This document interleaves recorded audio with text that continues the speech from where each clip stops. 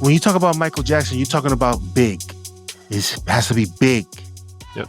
And Michael Jackson in his heyday, he was big. What up, everybody, and welcome back to another episode of the Nerd Gen Report. I'm your host, Pablo, and joining me, as always, is Mr. Brian Schultz. The Void. Although this Void is going to be a little different because there's a lot of stuff here that people are talking about. But this is going to be a plethora of stuff here. Oh, yes. You have a plethora. The Michael teaser, we got to talk about that. Yeah. Nintendo is doing what they got to do. They see the business. This turn at The Witcher, man, doesn't look too good. This guy can't catch a break. Ever since, even in the Hunger Games, boy, you felt bad for him. You feel bad for him here, too. Star Trek, they said we started them from the beginning. Although I have a take on that. Godzilla -1, we had a zero title reveal. So actually Godzilla -0. So it is going to be interesting. Shout out to Tracy Spivey4994. We had a conversation about what this Godzilla is going to be. Doomsday. This love letter stuff, it just needs to stop, man. And Harbor Renner they got problems apparently, right, with other people, and it's just not looking. The stuff that's supposed to be in the headlines isn't, which is about the movies. And I thought about, like, where does this fit into our conversation? We won't spend too long because a lot of it's alleged and all that sort of stuff. But I think we got to be fair because we spent a lot of time on situations like Jonathan Majors and Ezra Miller and sort of how that impacted projects. And so I think if we ignore these situations and don't mention them, I think we're not being fair to the genre and what's going on. So, yes. Michael, Brian, listen, I know I make a lot of claims. I've made the claim, He-Man, sight beyond sight vision right here, $1 billion. Michael, when you talk about Michael Jackson, you're talking about big. It has to be big. And Michael Jackson in his heyday, he was big. He was huge. Yes. You don't just look at somebody and faint. That doesn't happen. It happened with him and with several other people prior to him, Beatles, Elvis, whatever, right? But with Michael Jackson, yo, this, and then Fuqua, which I'm excited about him being the guy to do this. This is a very carefully crafted movie. And we will get, you know what I'm talking about, very carefully crafted movie, and we will get the closest iteration to the dynamic of the family, to who Michael was in those moments where he wasn't, saying hi and singing and stuff like that. This is the closest. So far, the closest is the American Dream, that movie series, which I enjoy every time it's on. I'm happy to watch it. But this right here, Brian, is going to be huge. I'm calling it right now. I mean, and it shouldn't be a surprise. $1 billion. So when we did our preview of the year, because this movie's had a lot of turmoil, I circled this as the dark horse $1 billion candidate because of the global appeal of the artist. I also thought the fact that the nephew really does look and sound like him. And just the kind of the high profile controversy as much as the high profile success that surrounded his persona. I said this had the potential to kind of rise above most other biopics and kind of go to that Bohemian Rhapsody kind of global box office. That was almost an $800 million movie. That's why you got Rocket Man and the Bob Marley biopic, and you just got the Bruce Springsteen biopic. But like a lot of those don't do well. And so I thought Michael Jackson was one where you actually could have a lot of success. I will say this. I understand what they did with the trailer and the teaser, and it worked in the sense of they got huge viewership on the teaser for Lionsgate. You've got Fuqua's name, which helps, director of Training Day. I think it's a very safe teaser. And I it made me wonder after the controversy of them mistakenly basically writing a script that violated the legal terms between the estate and some of the accusers, whether they retreated to a purely vibes biopic. I hope that's not the case, but I will say this teaser felt entirely about just like wanting you to kick back and feel like you were hearing his hits and seeing them brought to life on the big screen.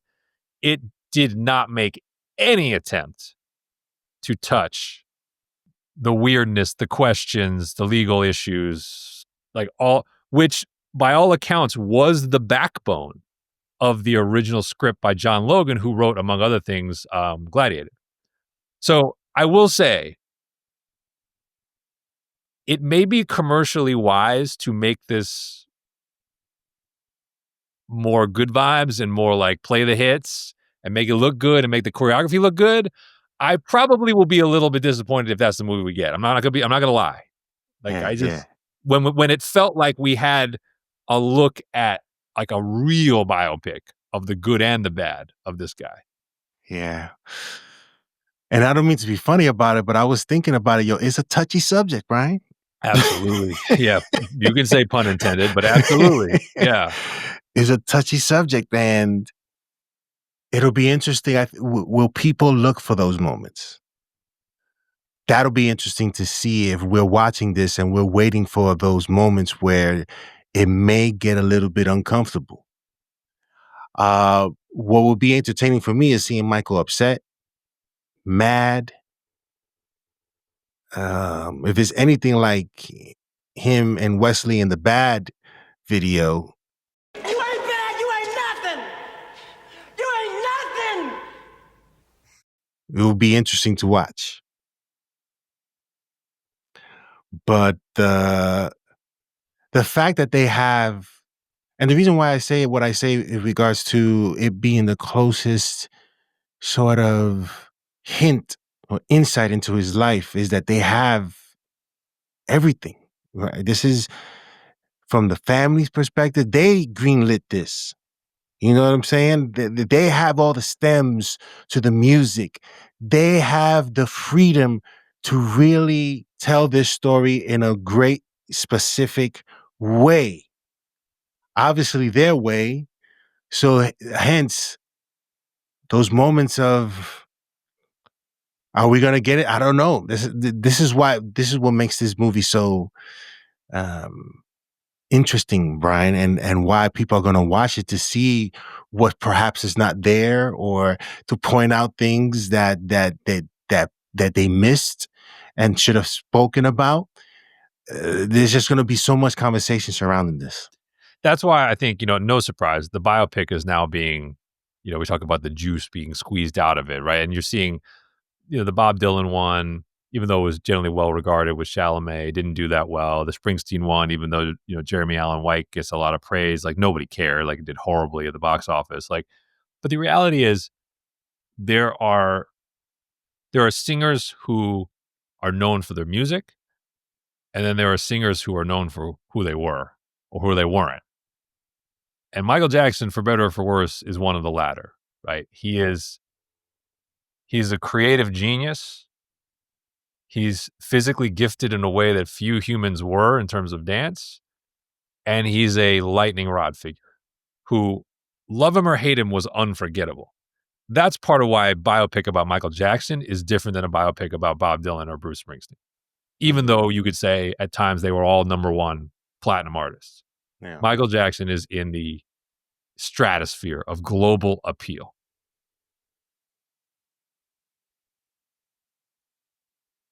It is what it is. And he's timeless to some degree. Like some of his music will continue to be played. Like it's like, every Halloween, Thriller, people get reminded of that part movie, part music video that he did for Thriller. But people are going to be rediscovering this guy's music if they haven't discovered him already. They're going to be listening to his music much more and appreciating it much more after this movie is released. I saw the Cirque du Soleil Michael Jackson show in Vegas. It's outstanding. And yes, they're playing the hits, but I will say the coolest part of that show is they do the CGI Michael at the end. and it's really well done and it's really cool. So you got the Cirque dancers on stage. They have a guy in the troupe who actually can do Michael Jackson's almost triple jointed dance moves pretty well. But then at the end, they CGI Michael onto stage to dance with them. And it's just like, it kind of blows the top off the show. And you're like, you realize like there just aren't that many artists that you could construct a production like that around and have it be inventive and entertaining. And he's one of them. And that's why, yeah. So now they are going to do this in two parts because of this whole legal snafu. You mentioned the estate greenlighting stuff. Well, they red lit this movie because of what was in it originally. So apparently they don't call it Michael Part 1. But I think the head of Lionsgate pretty much indicated there is going to be a sequel to this movie if it does anywhere close to what they think it can do. Yeah, oh, hells yeah. Oh, hells yeah. So that would mean the controversy is probably more in the second part, right? Because the first part you would think would be a little more Jackson 5, a little more Rise to Fame.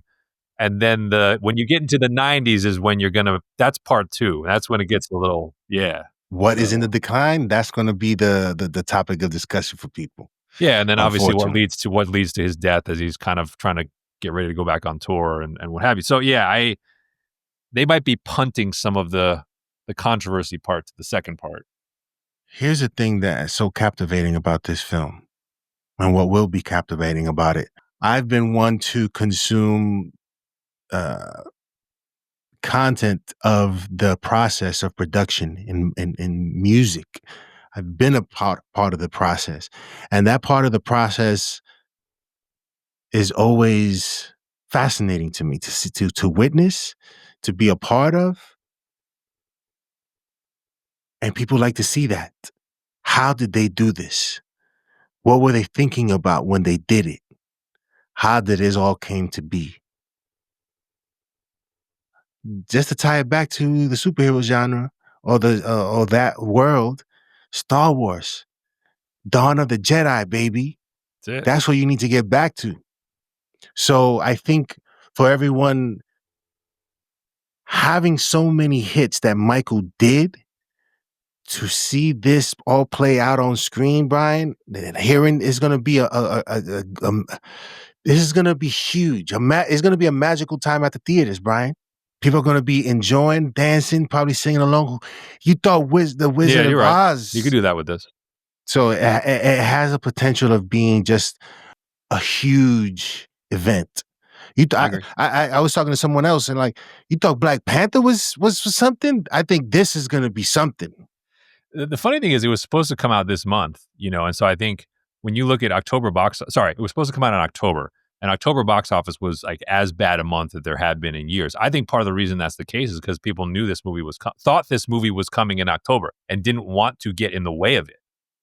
And as a result, when it moved and it delayed because of the legal issues around the script, it kind of left this big void in the October. Now it's going to open in April, so closer to the summer. So it'll kind of be in that lead-off position for the summer season. But no, I think this has the potential to be, I think even if the reviews are average, I think the opening weekend is going to be massive. And this could be one where the critics are like very meh and audiences are like, F that. I had a banging time at the theater. This is something that you got to go see.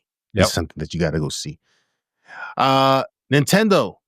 Yeah, here we go. Turns up the movie output. I mean, we said what we said when Super Mario came out.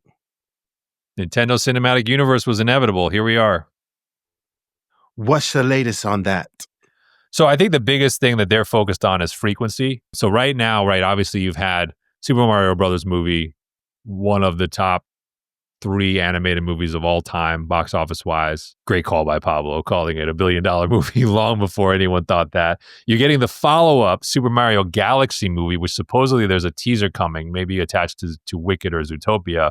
That's arriving next April as well. And then live action Zelda is coming in 2027. So that's what they have confirmed. But they admitted that they weren't really prepared for the success.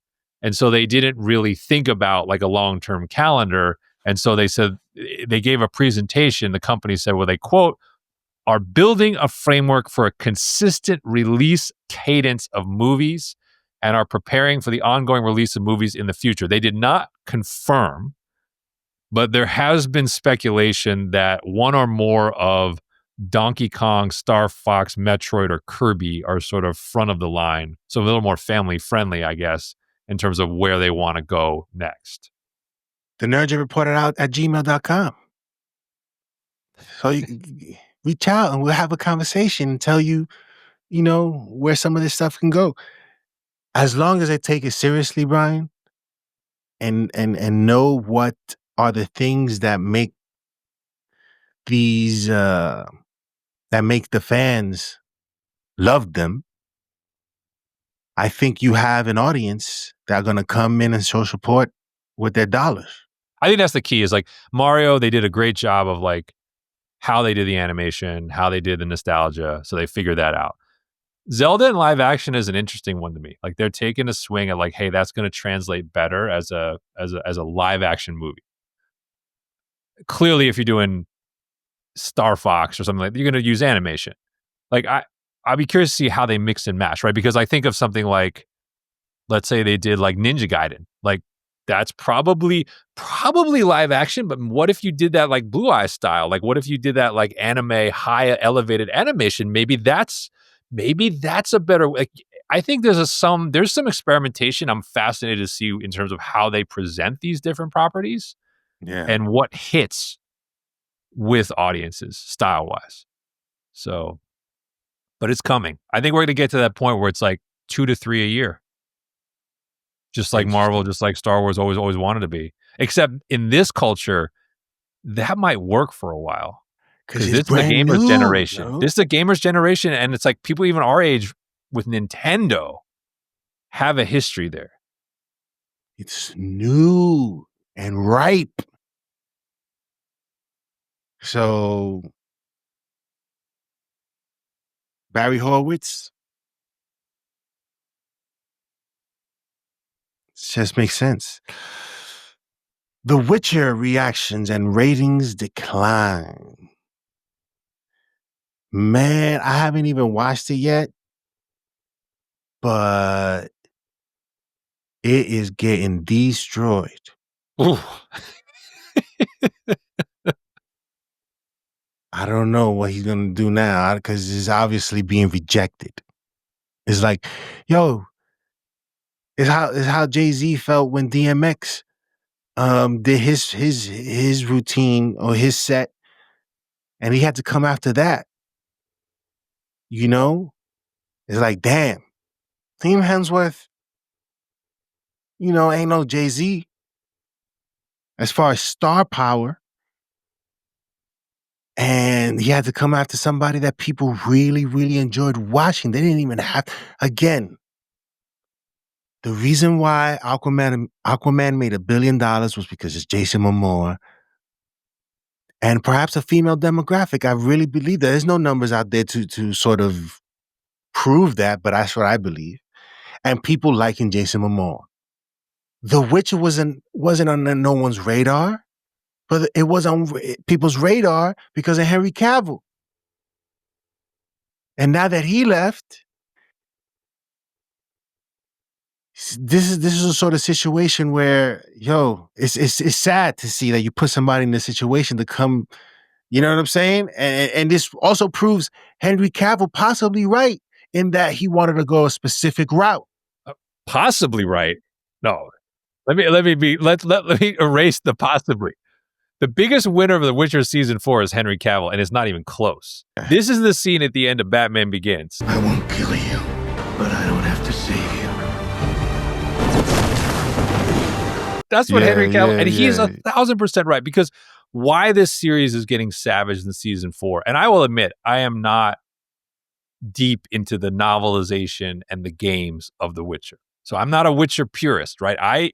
I learned of The Witcher through Henry Cavill's turn as The Witcher on Netflix.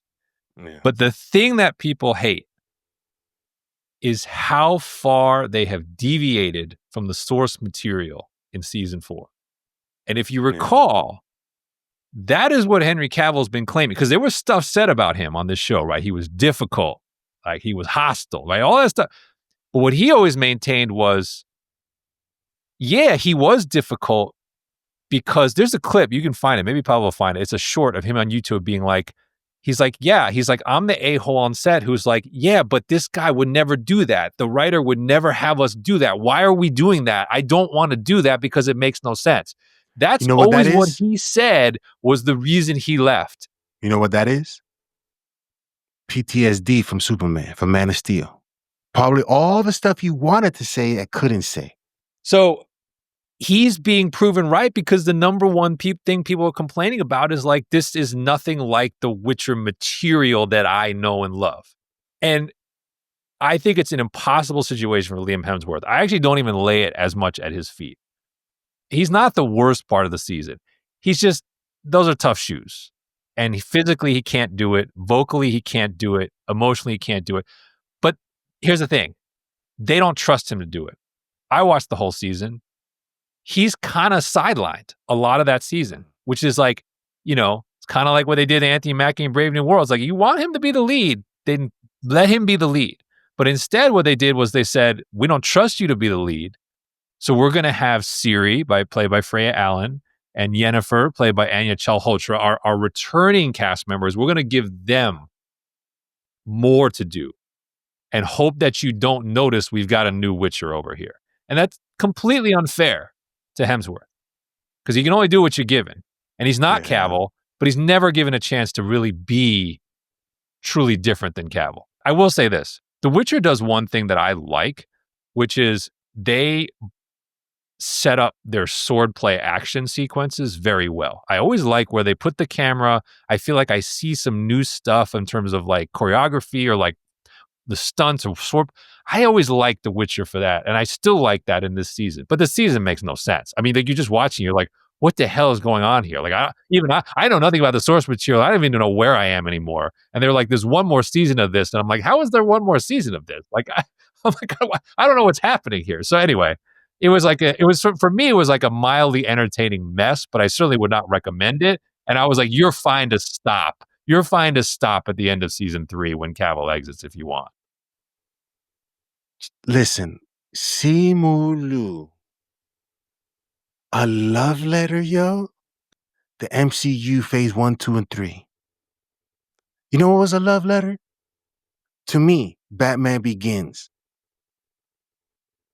Superman, the movie. The good stuff was the love letter.